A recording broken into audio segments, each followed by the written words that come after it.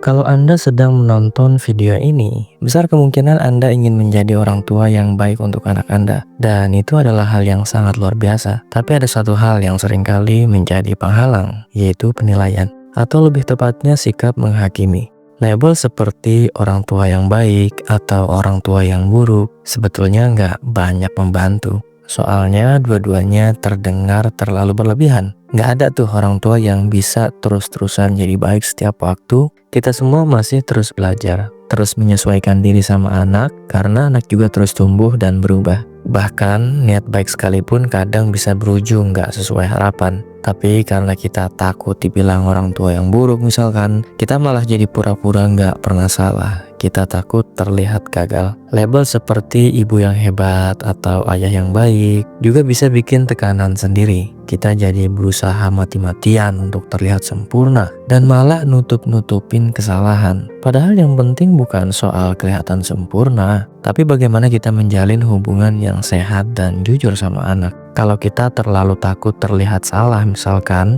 kita bisa jadi nggak mau mengakui kesalahan. Dan ini bisa jadi nggak baik buat anak. Karena anak justru bisa belajar dari bagaimana kita menyikapi kesalahan. Saat kita pura-pura nggak ada yang salah, atau memaksa semuanya harus baik-baik saja, anak nggak belajar gimana caranya bersikap jujur, bertanggung jawab, atau memperbaiki sesuatu. Menjadi orang tua bukan soal mengejar label baik dan menghindari label buruk, tapi soal berani mengakui saat kita keliru dan menunjukkan pada anak bahwa ya nggak apa-apa untuk belajar dari kesalahan itu. Lebih baik kita tinggalkan saja label orang tua yang baik atau orang tua yang buruk, karena kenyataannya nggak ada orang tua yang benar-benar sempurna. Semua pasti pernah melakukan kesalahan. Misalnya orang tua yang tegas blak-blakan, yang kadang dianggap buruk, bisa jadi justru lebih jujur dan sehat dibanding orang tua yang kelihatannya ramah, tapi sebenarnya menyimpan rasa marah yang nggak terselesaikan. Kita juga perlu berhenti terlalu keras menilai diri sendiri. Begitu juga dengan anak-anak. Memang terasa memuaskan saat kita bisa mengelompokkan sesuatu, memberi label, lalu merasa selesai. Tapi kenyataannya, memberi label seperti itu nggak bikin kita berkembang. Malah sebaliknya, kita jadi terjebak dalam kotak yang sempit. Contohnya menyebut anak sebagai anak baik, atau anak nakal, atau si pendiam, si pemalu, atau si berisik, atau si rese, dan lain sebagainya. Ini bisa menyebabkan mereka tumbuh dengan perasaan bahwa mereka cuma seperti itu dan gak bisa berubah. Padahal setiap anak dan setiap orang terus tumbuh dan berkembang sepanjang waktu. Label semacam itu justru bisa menghambat prosesnya. Daripada menghakimi, lebih baik kita gambarkan apa yang benar-benar kita lihat, lalu ungkapkan hal-hal positif yang bisa membantu mereka berkembang. Misalkan alih-alih bilang kamu hebat dalam matematika yang terasa seperti label dan tekanan, lebih baik kita katakan saya senang atau aku senang melihat kamu tadi sangat fokus waktu ngerjain soal-soal hitungan tadi. Kalimat seperti itu lebih jujur, mendukung, dan gak mengkotak-kotakan anak. Daripada hanya berkata lukisanmu indah, akan jauh lebih bermakna jika kita berkata, aku terkesan dengan ide yang kamu tuangkan di lukisan ini.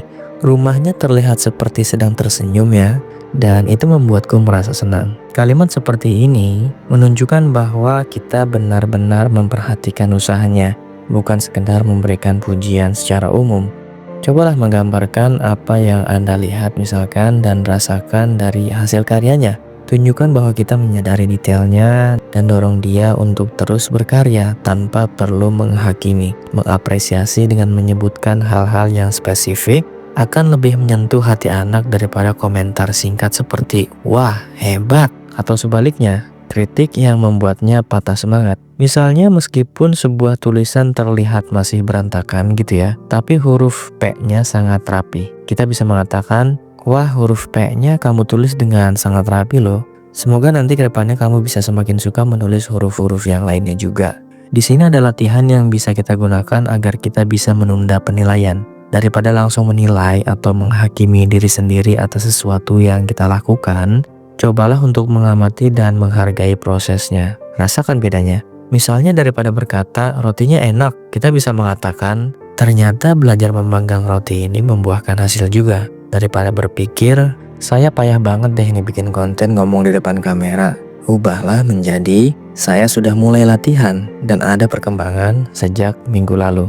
Bukan berarti kata bagus atau buruk dilarang sepenuhnya, tapi kita belajar untuk tidak terburu-buru memberi label. Kita belajar untuk memberi ruang, baik bagi diri sendiri maupun anak, untuk bertumbuh tanpa tekanan dari penilaian yang cepat. Ini akan membuat kita lebih terbuka, lebih lembut, dan lebih mendukung satu sama lain. Tujuan dari latihan menunda penilaian ini adalah membentuk cara berpikir yang lebih sehat dan suportif, baik untuk diri sendiri maupun anak. Saat kita berhenti menghakimi, kita membuka ruang untuk pertumbuhan tanpa rasa malu atau takut salah. Cara berpikir yang sehat dan suportif maksudnya adalah kita punya pola pikir yang tidak merendahkan atau menyalahkan diri sendiri terus-menerus. Baik untuk diri sendiri maupun anak maksudnya adalah saat kita lebih lembut dan pengertian terhadap diri sendiri, kita pun akan bersikap sama terhadap anak. Anak belajar dari cara kita memperlakukan diri sendiri. Kalau kita keras terhadap diri sendiri, biasanya tanpa sadar kita akan keras juga ke anak. Berhenti menghakimi dan membuka ruang untuk pertumbuhan artinya kita tidak terus-menerus menyalahkan diri sendiri. Kita jadi bisa melihat kesalahan sebagai kesempatan untuk belajar, bukan untuk dihukum. Jadi kita jadi lebih terbuka untuk memperbaiki diri tanpa terbebani rasa malu atau takut dianggap gagal. Contoh sederhananya seperti ini, menghakimi misalkan, aku gak becus jadi orang tua, anakku jadi susah diatur karena aku. Dan contoh yang tidak menghakiminya seperti ini, aku sedang belajar, besok aku akan coba pendekatan yang berbeda supaya anakku lebih bisa bekerja sama. Tujuan yang kedua, mengurangi tekanan dan rasa tidak cukup baik sebagai orang tua. Daripada kita terus merasa gagal, kita belajar melihat proses sebagai bagian dari perjalanan, bukan tolak ukur keberhasilan instan. Yang ketiga, membantu anak membentuk pola pikir yang positif dan berkembang, atau growth mindset. Jika anak melihat kita menghargai proses, mereka pun akan belajar bahwa usaha lebih penting daripada hasil yang sempurna. Yang keempat, menumbuhkan empati dan kehadiran dalam interaksi sehari-hari. Ketika kita tidak buru-buru memberikan label baik atau buruk, kita jadi lebih hadir, lebih mendengarkan, dan lebih memahami. Singkatnya, latihan ini membantu kita menjadi orang tua yang lebih sadar, lebih tenang, dan lebih mendukung pertumbuhan anak secara utuh. Pembahasan kali ini dan episode sebelumnya sebetulnya tidak langsung membahas tentang anak. Justru fokus utamanya adalah pada orang tuanya. Karena orang tua adalah bagian penting dari dunia tempat anak tumbuh. Anak bisa berkembang jadi pribadi yang unik karena campuran dari dua hal. Pertama, warisan gen dari orang tuanya. Yang kedua, lingkungan tempat ia dibesarkan. Nah, orang tua termasuk bagian paling berpengaruh dari lingkungan itu.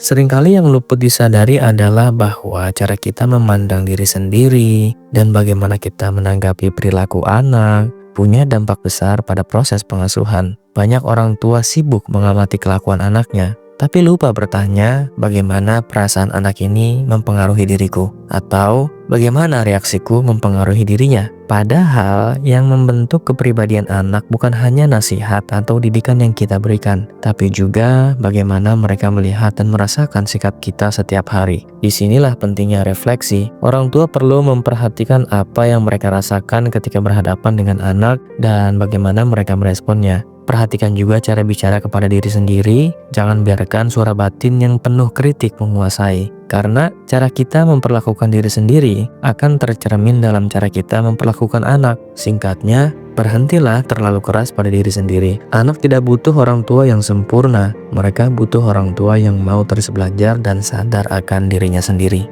Sampai jumpa di video berikutnya.